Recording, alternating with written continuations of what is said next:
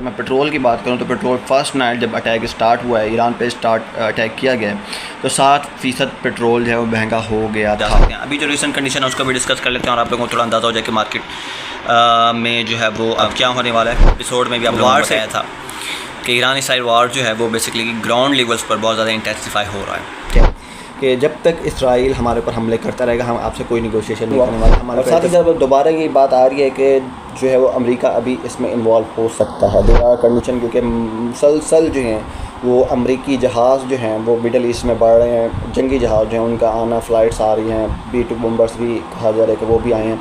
बाकी जो फ्लीट्स हैं एयरक्राफ्ट कैरियर वो तो आए हैं मिडल ईस्ट की तरफ। कल परसों एक और उन्होंने एक तीसरा जो है वो जहाज़ भेजा है, एयरक्राफ्ट कैरियर, जिसमें कि जंगी जहाज़ होते हैं और वो समंदर से प्रवास करते हैं in case of any war. Iran का एक न्यूक्लियर साइट है जिसको बॉम्ब करना चाह रहे हैं और उसके लिए अब ये कहा जा रहा है कि B-2 बम्बर को वो लोग इस्तेमाल करेंगे। अमेरिका डायरेक्टली इसमें इन्वॉल्व होगा और B-2 बम्बर्स को यूज़ करेगा और उस न्यूक्लियर प्लांट को तबाह करने की कोशिश की जा रही है। Bismillahirrahmanirrahim. Welcome to Cryptosity, where curiosity met with crypto. On another video of crypto news, जिस पर मैं आपकी खिदमत में हाजिर हूँ। लास्ट वीडियो, कल की वीडियो मैं अपलोड नहीं कर सका, हालांकि मैंने वीडियो वगैरह बना ली थी, but due to some reasons मैं थका हुआ था बहुत ज़्यादा, उसकी वजह से मैं अपलोड नहीं कर सका और वीडियो में भी वो सही तरीके से मैं चीज़ें कन्वे नहीं कर सका। सो आज मैं दोबारा से वीडियो बना रहा हूँ और लास्ट वीडियो जो कि परसों की वीडियो थी, बेसिकली उसमें मैंने आप लोगों को बताया था बिटकॉइन कंडीशन, ईरान इसराइल वार से रिलेटेड मैंने उसमें डिटेल आपको बताया था। आई थिंक जो उसका जो थंबनेल है उस पर लिखा हुआ है सीज़ फायर इज़ नियर, ये चीज़ मैंने आप लोगों को बताई थी और उसके मैंने बताया था कि उस सिचुएशन में क्या सीन हो सकता है। बिटकॉइन ऊपर ऑब्वियसली बिटकॉइन ऊपर जा सकता है, लेकिन आज भी मैं डिस्कस करूँगा ईरान इसराइल वार से ही, बिकॉज मार्केट जो है वो वार को लेकर बहुत ज़्यादा इम्पेक्ट करती हैं और पूरी दुनिया की मुख्तलिफ जो इन्वेस्टमेंट मार्केट्स हैं वो सब इसमें इम्पैक्ट क्रिएट करती हैं। इवन कि अगर मैं पेट्रोल की बात करूं तो पेट्रोल फर्स्ट नाइट जब अटैक स्टार्ट हुआ है, ईरान पे अटैक किया गया है, तो 7% पेट्रोल जो है वो महंगा हो गया था। साथ ही साथ स्टेट ऑफ होर्मस का जो जगह है, समंदर का जो एरिया है, उसे होर्मस कहा जाता है, तो वहाँ पर जो है वो ईरान की अथॉरिटीज़ के पास पूरी तरह से ये सलाहियत है कि वो उसको ब्लॉक कर सकें और वहाँ से बेसिकली पूरी दुनिया की जो जितने भी शिप्स आते हैं पेट्रोल वगैरह के यूरोप की तरफ जो जाते हैं वो सारा का सारा वहाँ से आमदरफती अगर उसको ब्लॉक कर दे ईरान, तो मामला और भी ज़्यादा ख़राबी की तरफ जा सकते हैं। अभी जो रिसेंट कंडीशन है उसको भी डिस्कस कर लेते हैं और आप लोगों को थोड़ा अंदाज़ा हो जाए कि मार्केट में जो है वो अब क्या होने वाला है, वार से रिलेटेड क्या असरात होंगे, तो वो मैं आप लोगों को यहाँ पर बता देता हूँ। सबसे पहली बात यह है कि जो मैंने उस वाली एपिसोड में भी आप लोगों को बताया था कि ईरान इसराइल वार जो है वो बेसिकली ग्राउंड लेवल्स पर बहुत ज़्यादा इंटेंसिफाई हो रहा है, ठीक है। मज़ीद उसके अंदर जो है वो हालात ख़राब हो रहे हैं और वहाँ पर कशीदगी चल रही है। लेकिन जो सीन था जिसकी वजह से मैंने आप लोगों को बताया था कि सीज़ फायर कंडीशन है, वो ये कि ईरानी वज़ीर ख़ारजा जो हैं वो गए हैं यूरोपियन यूनियन के लीडर से मुलाकातें की हैं उन्होंने और बेसिकली टेबल टॉक्स ही रिलेटेड टू इस सारे मसले को रिजॉल्व करने के लिए। और साथ साथ ट्रंप ने ऑर्डर दे दिए थे कि भाई अटैक के ऑर्डर उसने दे दिए, लेकिन कहाँ पे अटैक करना है ये क्लेम आया ट्रंप की तरफ से और पूरे मीडिया की तरफ से, वेस्टर्न मीडिया की तरफ से भी, ईस्टर्न मीडिया की तरफ से भी, कि भाई ट्रंप ने ये कहा है कि जी वो अभी रिव्यू में उसने वापस भेज दिया है कि ये फैसला कि कब अटैक किया जाएगा ये अभी वापस ले जाएगा। तो ये चीज़ें थी जिसकी वजह से मैंने आपको बताया था कि आपको चांसेस लग रहे हैं कि शायद सीज़ फायर हो सकता है। एक तरफ इनका यूरोपियन कंट्रीज़ के जो वज़ीर दाखिला हैं, मुख्तलिफ जो कंट्रीज़ हैं उनसे मुलाकात, और वो रिसेंट इशू यही था कि भाई किसी तरीके से जो न्यूक्लियर डील कोई कर ली जाए कुछ। लेकिन अब वज़ीर ख़ारजा जो हैं उन्होंने वो डील कह रहा हूँ, वो बातचीत कर ली है वहाँ पे।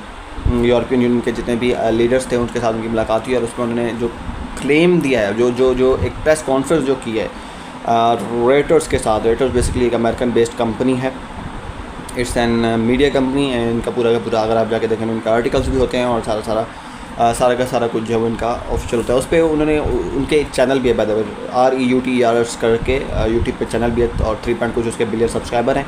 तो उस पर उन्होंने कहा है कि भाई हमारी जो ये नेगोशिएशंस जो हुई हैं उसमें मैंने सीधा, वज़ीर ख़ारजा कह रहे हैं ईरान का, कि मैंने सीधा ये बात की है कि जब तक इसराइल हमारे ऊपर हमले करता रहेगा हम आपसे कोई नेगोशिएशन नहीं करने वाले। हमारे पर एक तरफ से अटैक्स हो रहे हैं और दूसरी तरफ से हम आपसे बात करें, ऐसा नहीं होने वाला।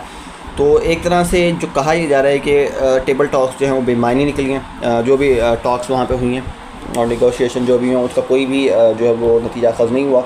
और साथ ही साथ दोबारा ये बात आ रही है कि जो है वो अमेरिका अभी इसमें इन्वॉल्व हो सकता है। देर आर कंडीशन, क्योंकि मुसलसल जो हैं वो अमरीकी जहाज़ जो हैं वो मिडल ईस्ट में बढ़ रहे हैं। जंगी जहाज़ जो हैं उनका आना, फ़्लाइट्स आ रही हैं, B-2 बम्बर्स भी कहा जा रहा है कि वो भी आए हैं। बाकी जो फ्लीट्स हैं एयरक्राफ्ट कैरियर वो तो आए हैं मिडल ईस्ट की तरफ। कल परसों एक और उन्होंने एक तीसरा जो है वो जहाज़ भेजा है, एयरक्राफ्ट कैरियर, जिसमें कि जंगी जहाज़ होते हैं और वो समंदर से प्रवास करते हैं इन केस ऑफ एनी वार जो कि चल रहा है इस वक्त ईरान में। लेकिन अब मामला तो उनके हैं कि वो जो न्यूक्लियर एक साइट है आई थिंक फॉर 200 है या कुछ इस तरह का, ईरान का एक न्यूक्लियर साइट है जिसको बॉम्ब करना चाह रहे हैं। और उसके लिए अब ये कहा जा रहा है कि B-2 बम्बर को वो लोग इस्तेमाल करेंगे। अमेरिका डायरेक्टली इसमें इन्वॉल्व होगा और B-2 बम्बर्स को यूज़ करेगा और उस न्यूक्लियर प्लांट को तबाह करने की कोशिश की जा रही है, जो कि कहा जा रहा है कि बहुत ही ज़्यादा जो है वो ज़मीन के अंदर है। इतना नीचे है कि 60 मीटर से भी ज़्यादा नीचे। और ये बातें हो रही हैं कि इसराइल के पास वो हथियार नहीं है कि जिसके ज़रिए से वो जो है वो क्या कहते हैं तबाह इतने नीचे जा सके। कहा यह जा रहा है कि अगर उनके पास जो बम है वो ज़्यादा बंकर बस्टर बम है, वो ज़्यादा 10 से 20 मीटर जो है वो ज़मीन के अंदर जाते हैं, इससे ज़्यादा नीचे नहीं जा सकते। तो उस न्यूक्लियर साइट का ज़मीन के इतने डेप्थ में होना जो है ये एक दुश्मन के लिए एक जो है वो इशू क्रिएट कर रहा है। सो उसी सिलसिले में अब ये B-2 बम्बर्स वगैरह का सीन बन रहा है और कहा जा रहा है कि वो, लेकिन साथ ही साथ कुछ ऐसे भी ट्रम्प की तरफ से कुछ जब मीडिया की तरफ से सवाल जब हुए तो उसमें उससे शायद पूछा गया कि भाई अगर B-2 बम्बर्स जो हैं वो क्या आपका जो प्लान है उससे ये हो जाएगा, यानी कि आप उस साइट को, न्यूक्लियर प्लांट को या न्यूक्लियर जो साइट है उसको तबाह कर सकें। तो उस पर उन्होंने कि आई डोंट नो। ट्रम्प का जवाब था कि आई डोंट नो। सो अब सीन ये बन रहा है, मुख्तलिफ जो मीडिया आउटलेट्स हैं, वेस्टर्न मीडिया आउटलेट्स हैं, बड़े बड़े नाम जो हैं उन पे ये चीज़ें चल रही हैं कि हो सकता है कि टैक्टिकल न्यूज़ इस्तेमाल किए जाएँ ईरान में, क्योंकि बहुत ख़तरनाक एक सिचुएशन बन रही है। टैक्टिकल न्यूज़ बेसिकली होते हैं एटम बम है, लेकिन वो इस किस्म के एटम बम होते हैं कि वो जस्ट मखसूस एरिया को तबाह करते हैं बुरे तरीके से और पूरी इन्वायरमेंट वगैरह पे उससे अंदाज नहीं होता, एक मखसूस एरिया को भरपूर तरीके से, मतलब पूरे तरीके से वो तबाह बर्बाद करते हैं। ठीक है, तो अब ये चांसेस हैं, अब इस किस्म के मामलात में ख़तरात बहुत हैं कि एक ऑल आउट वार तो खैर चल ही रही है, उसे ऑल आउट वार कहें या जो भी कहें, तो वो एक मज़ीद मामला ख़राबी की तरफ जा सकते हैं। अल्लाह ना करे ऐसा हो, लेकिन ऐसा लग रहा है। तो अब सिचुएशन में मार्केट बुरे तरीके से डंप होगी। ठीक है, बिटकॉइन तो ये एक फ़र्स्ट ऑफ़ ऑल ये चूँकि न्यूज़ से रिलेटेड था तो ये मैं आप लोगों को सिचुएशन एक बता रहा हूँ। लेकिन याद रखिएगा, every dump, not only in crypto, in every market is an opportunity for you guys.